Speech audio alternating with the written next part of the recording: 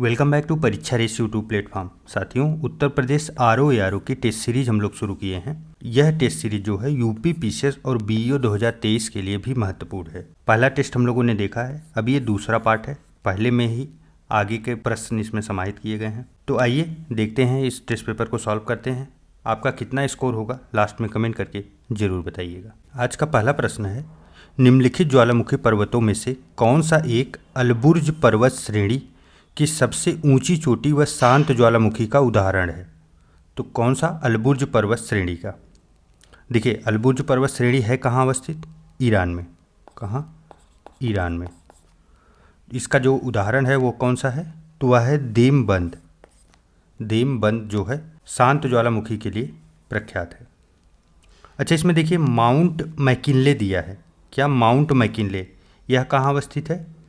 तो mount McKinley जो है ये यूएसए में।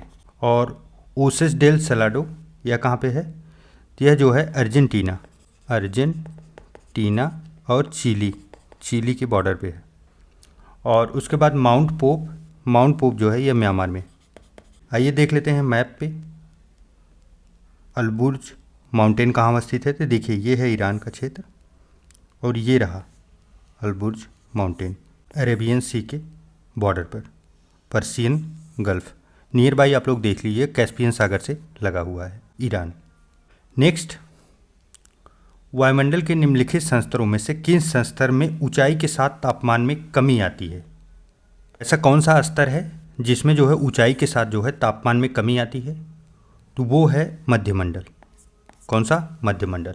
अच्छा, मध्यमंडल में जो है ना, ये 80 किलोमीटर से इसकी ऊंचाई शुरू होती है और इसका तापमान जो है 80 किलोमीटर से ऊपर जाने पे ये -100 डिग्री सेल्सियस तक भी नीचे गिर जाता है मध्यमंडल में। तो काफ़ी महत्वपूर्ण है, ध्यान में रखें। नेक्स्ट है, निम्नलिखित स्थानीय पवनों में से कौन सी एक शीतल स्थानीय पवन का उदाहरण है? शीतल स्थानीय पवन। तो इसमें से शीतल पवन कौन सी है? देखिए, बुरान जो है यह शीतल पवन है। यह कहाँ बहती है? तो ये साइबेरिया की। अच्छा, इसमें और भी जो हैं ये मैच द फॉलोइंग करके पूछे गए हैं। ब्रेक फील्डर कहाँ की है? ऑस्ट्रेलिया। इसको आप लोग याद रखिए, ऑस्ट्रेलिया के फील्डर जो हैं काफ़ी स्ट्रांग होते हैं, काफ़ी तेज होते हैं। तो ब्रेक फील्डर कहाँ की? ऑस्ट्रेलिया की। अच्छा, ये हॉट शुष्क हवा है। उसके बाद हरमट ये कहाँ चलती है? ये सहारा के रेगिस्तान में। और उसके बाद सिमुक, यह भी सहारा में। रेगिस्तान में चलेगी तो हॉट तो होगी ही। इसमें साइबेरिया में जो चलेगी वो ठंडी हवा है, आपको पता है साइबेरिया में बर्फ़ ही बर्फ़ है। नेक्स्ट है, खोलोंगछू जल विद्युत परियोजना निम्नलिखित देशों में से किन किन देशों की संयुक्त परियोजना है? कौन सी खोलोंगछू जल विद्युत परियोजना? देखिए, यह महत्वपूर्ण है, इंपॉर्टेंट है। क्यों? क्योंकि पहली परियोजना है भारत के साथ, किसी के साथ, तो वो है भूटान के साथ, भारत और भूटान के साथ।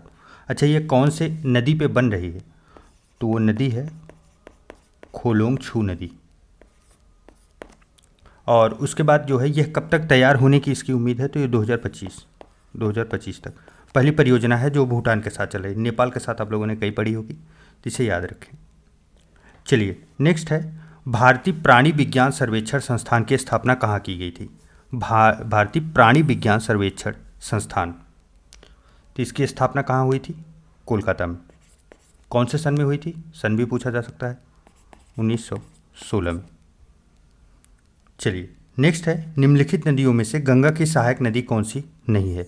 देखिए, सहायक नदियों का प्रश्न आपको बता दें, यूपी पीसीएस आयोग जो है, UP PSC, Uttar Pradesh public service commission आयोग जो है, आयोग का फेवरेट सबसे प्रश्न वो है जल आपको जहाँ कहीं भी दिखेगा खूब अच्छा खासा प्रश्न उससे पूछेंगे। और जल में क्या क्या हुआ? जल में आपका नदी हो गई, झील हो गए, झरना हो गया, और उसके बाद जल विद्युत कैसे हुआ, जल की क्वांटिटी कितना है। तो जल आपको कहीं भी दिख रहा है उसको अच्छे से आप लोग पढ़िए, क्योंकि जल में जो है बहुत प्रश्न समाहित है।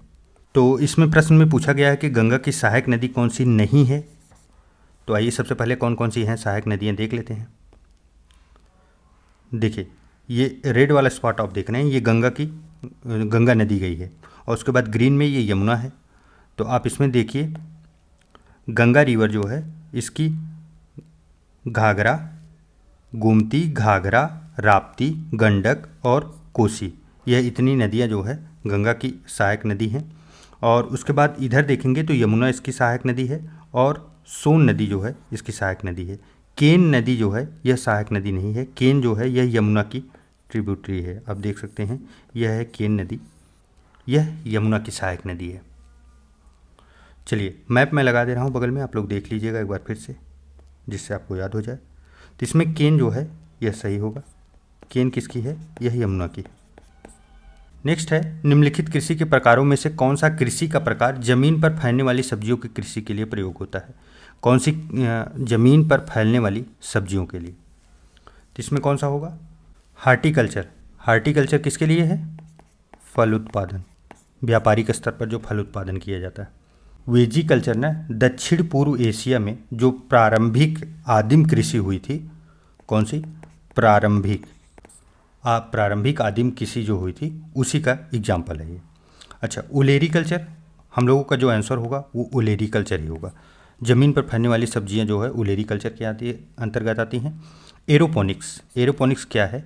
एरोपोनिक्स जो है वह मृदा रहित कृषि, अर्थात जो है ये जल में कृषि होती है। जल में ही पौधों को खड़े करके किया जाता है। तो ये ज़्यादा करके कहाँ होती है? तो ये आप देखेंगे जापान वगैरह में ज़्यादा खेती देखने को मिलती है, जापान में, इंडोनेशिया में और आपके जो हुए इजराइल में। नेक्स्ट है वनस्पति प्रकार और क्षेत्र। चलिए मैच कराते हैं। फिम्बस, फिम्बस कहाँ की है? तो यह है दक्षिण अफ्रीका। और उसके बाद चैपेरल, चैपेरल कैलिफोर्निया। और उसके बाद मैटोरेल, मैटोरेल जो है वो चिली। और उसके बाद माक्वी भूमध्य सागर के तटीय क्षेत्र में पाई जाती है। तो इस प्रकार जो हम लोगों का सही कोड बनेगा वो क्या बनेगा? 3124। 3124 सही जवाब ऑप्शन नंबर डी होगा। चलिए नेक्स्ट है निम्नलिखित में से किस देश की सरकार द्वारा अपने देश के कुल भौगोलिक क्षेत्र के 60% भाग पर जो है वन बनाए रखने का संवैधानिक प्रावधान है?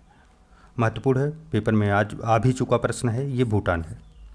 भूटान में 60% जो है वो वन बनाए रखना वहाँ के संविधान के द्वारा महत्वपूर्ण है। चलिए, प्रधान मध्याह्न रेखा तथा विषुवत रेखा एक दूसरे को जिस बिंदु पर काटती हैं वह अवस्थित है, वह कहाँ पे अवस्थित है? तो प्रधान मध्याह्न रेखा और विषुवत रेखा। आइए इसके लिए मैप देखते हैं। देखिए यह क्या है? यह है प्राइम मेरिडियन, प्रधान मध्याह्न रेखा यही प्राइम मेरिडियन, और इक्वेटर अर्थात 0 डिग्री ये भूमध्य रेखा है। ये दोनों एक दूसरे को कहाँ काट रहे हैं?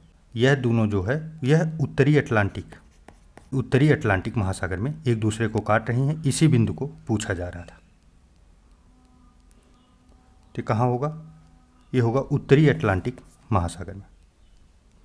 चलिए नेक्स्ट देखिए, यहाँ पे 2 सूचियाँ दी गई हैं, दोनों को मैच कराना है। हार्न अंतरीप, हार्न अंतरीप कहाँ पे है? तो ये अर्जेंटीना में है। कहाँ? अर्जेंटीना। कमोरिन अंतरीप, कमोरिन अंतरीप जो है ये भारत में है। और उसके बाद गुड केप अंतरीप जो है यह दक्षिण अफ्रीका में। और उसके बाद यार्क अंतरीप जो है यह ऑस्ट्रेलिया में। इस प्रकार जो हम लोगों का कोड बनेगा 3142। 3142 सही जवाब ऑप्शन नंबर डी होगा। चलिए नेक्स्ट है मृदा में कितने प्रतिशत खनिज पदार्थ तथा जल का प्रतिशत मिलता है? खनिज पदार्थ कितना होता है और जल कितना होता है? बताइए आप लोग। तो देखिए मृदा में जो खनिज पदार्थ है वो 40% और जल जो है वो लगभग 25% रहता है। तो सही जवाब ऑप्शन नंबर बी बनेगा। चलिए नेक्स्ट है पृथ्वी का वह क्षेत्र जो कर्क मकर रेखा के मध्य अवस्थित है क्या कहा जाता है? देखिए आप ग्लोब पे देखिए, मान लीजिए ये पृथ्वी है और उसके बाद ये रही आपकी कर्क रेखा और नीचे वाली रही मकर रेखा, ठीक, और ये बीच में रहा भूमध्य रेखा अर्थात 0 डिग्री। इसी के पूरे क्षेत्र जो ये बीच वाला क्षेत्र है इसी को पूछा जा रहा है, इसे क्या कहा जाता है? तो इस क्षेत्र को क्या कहते हैं? उष्ण कटिबंध, उष्ण कटिबंध क्षेत्र कहा जाता है। काफ़ी महत्वपूर्ण है, आप लोग ध्यान रखिए।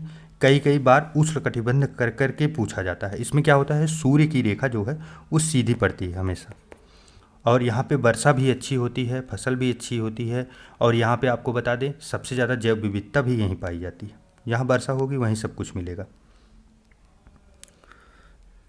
चलिए नेक्स्ट है सामान्य ताप पतन दर में बढ़ती ऊंचाई के साथ तापक्रम कम होने की दर क्या है?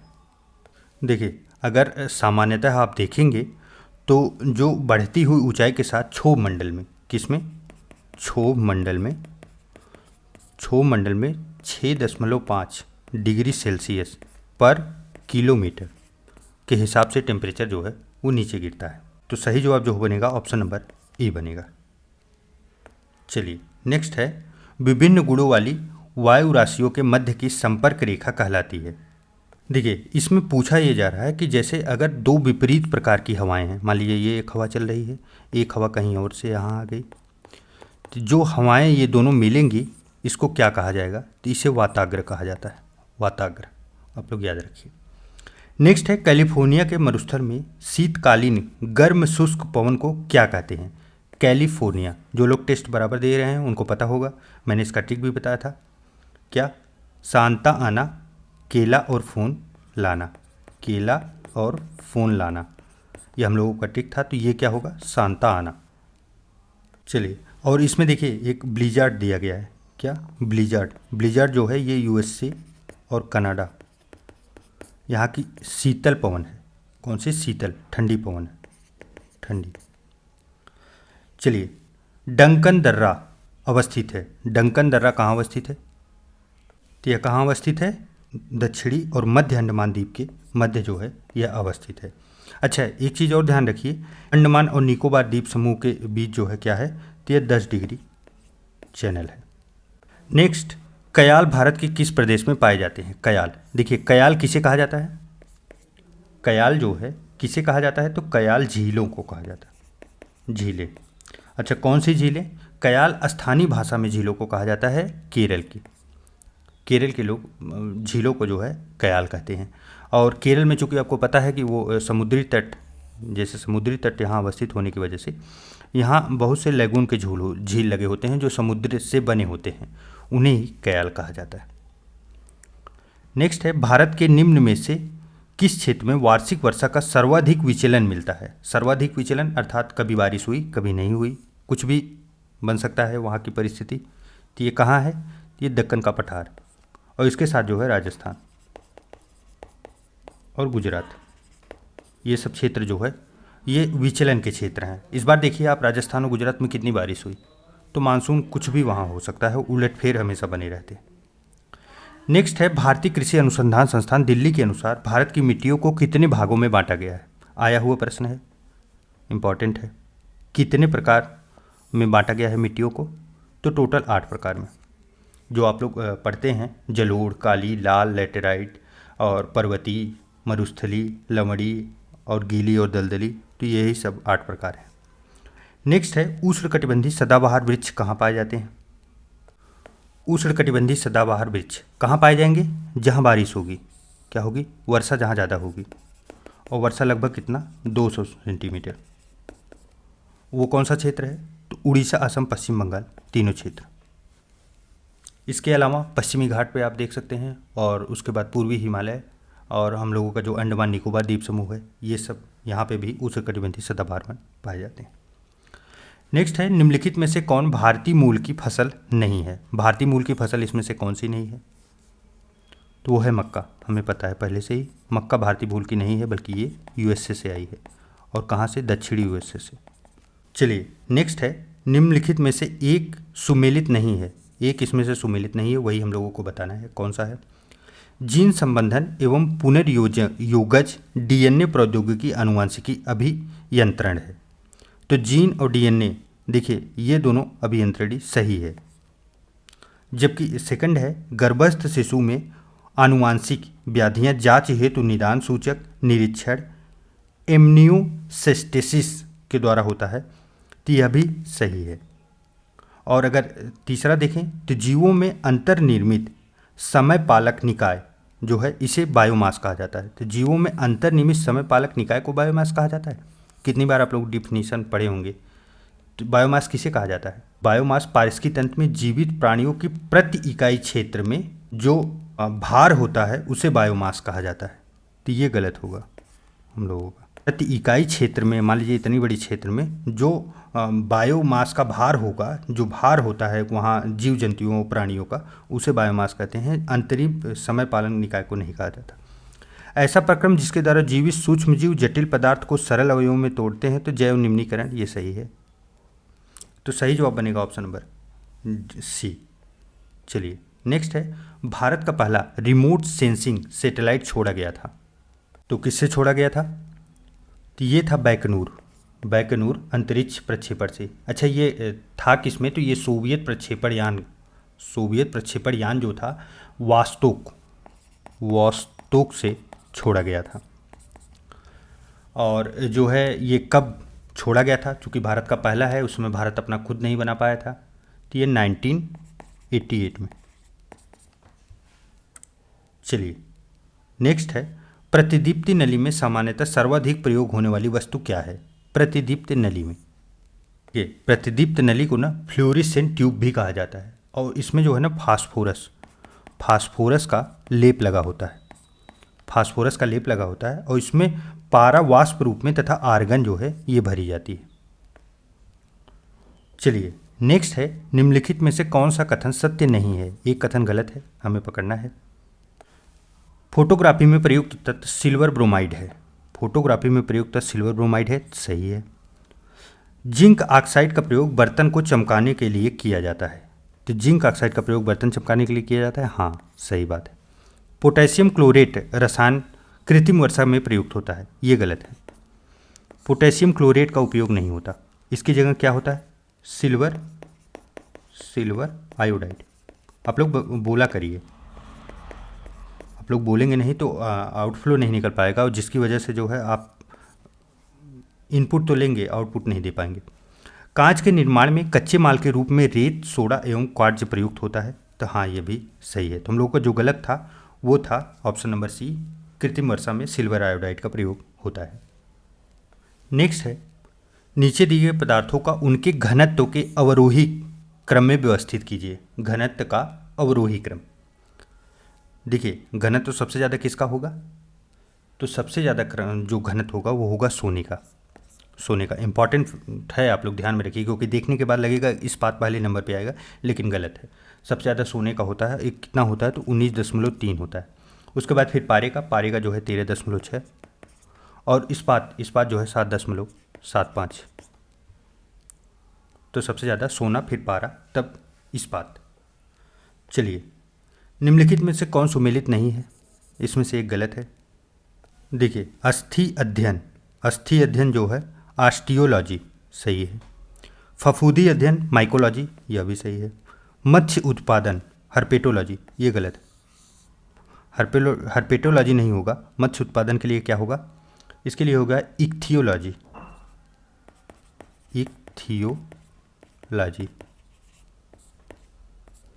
और उसके बाद पक्षी अध्ययन अनिर्थोलॉजी। अच्छा हर्पेटोलॉजी किसके लिए होता है?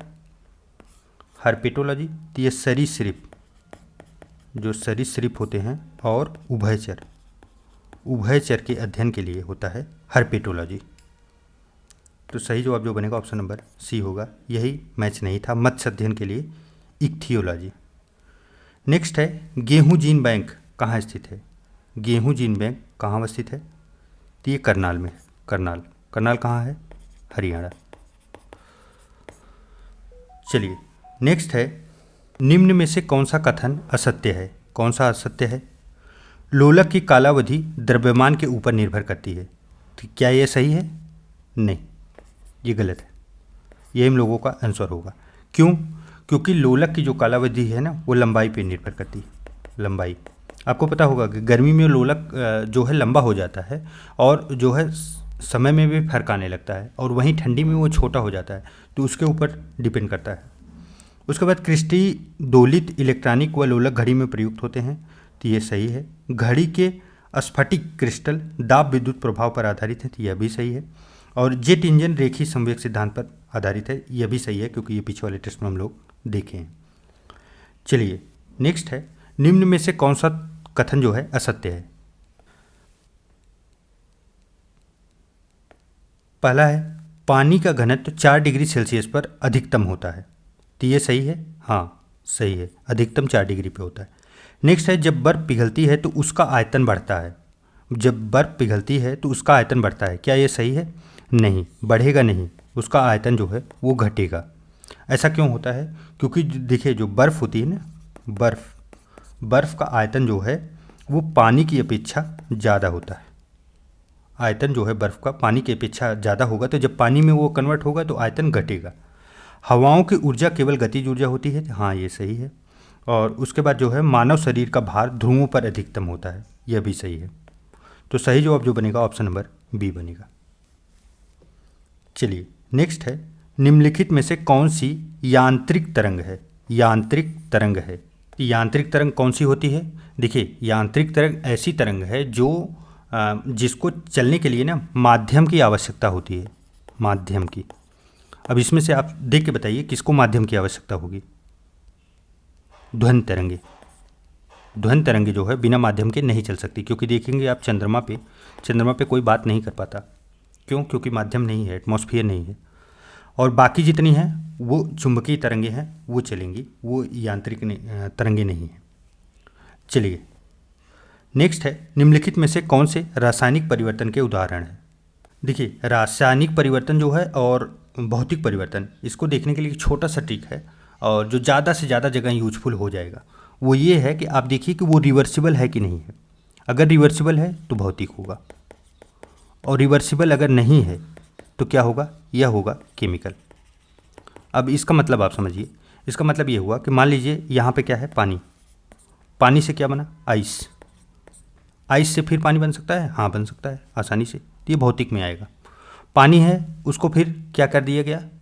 वेपर बना दिया गया, भाप में परिवर्तित कर दिया गया, तो फिर वो भाप से पानी में बनाया जा सकता है। हाँ, कंटेनर में इकट्ठा रखो, वो फिर ठंडा होगा तो फिर पानी बन जाएगा जी, वो भी भौतिक है।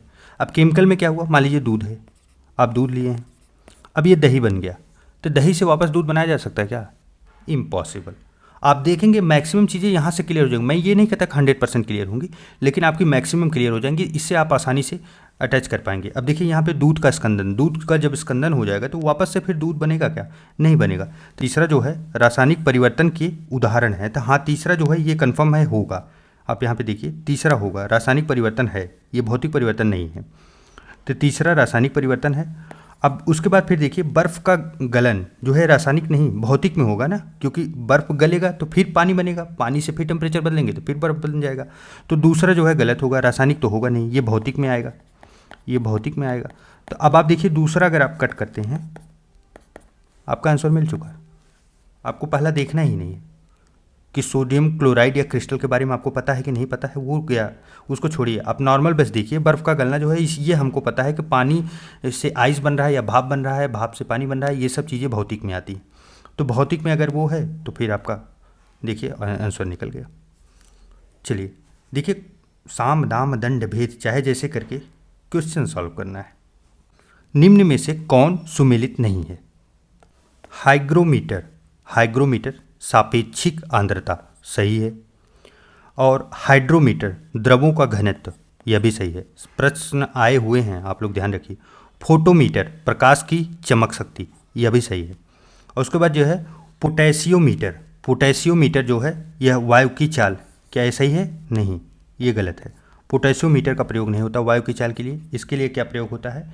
एनीमोमीटर, एनीमोमीटर मीटर का प्रयोग होता है वायु की चाल देखने के लिए। तो सही जवाब बनेगा ऑप्शन नंबर डी। चलिए नेक्स्ट है, निम्नलिखित में से कौन सा कथन सत्य नहीं है? इसमें से एक गलत है, बताना है हमको। तो पहला है दूरदृष्टि में प्रतिबिंब रेटिना के पीछे बनता है। हाँ, दूरदृष्टि में जो है वो प्रतिबिंब रेटिना के पीछे बनता है, ये सही है। वॉशिंग मशीन में दूध से मक्खन निकालने वाली मशीन अपकेंद्री बल के सिद्धांत पर कार्य करता है, तो यह भी सही है। देखिए ये प्रश्न सीधा अलग अलग करके पूछे गए हैं। भारहीनता की अवस्था में मोमबत्ती की ज्वाला का आकार अधिक बड़ा हो जाएगा, अधिक बड़ा हो जाएगा? जी नहीं, ये गलत है। भारहीनता की स्थिति में जो है वो मोमबत्ती का जो ज्वाला है ना वो गोल हो जाएगी, गोल। और भारहीनता गुरुत्वाकर्षण की शून्य स्थिति में उत्पन्न होता है, तो ये तो सही है कि भारहीनता कब होगा? जब गुरुत्वाकर्षण खत्म हो जाएगा तभी भारहीनता फील होगी। नेक्स्ट है, हाल ही में चर्चित रहा कस्तूरी काटन संबंधित है।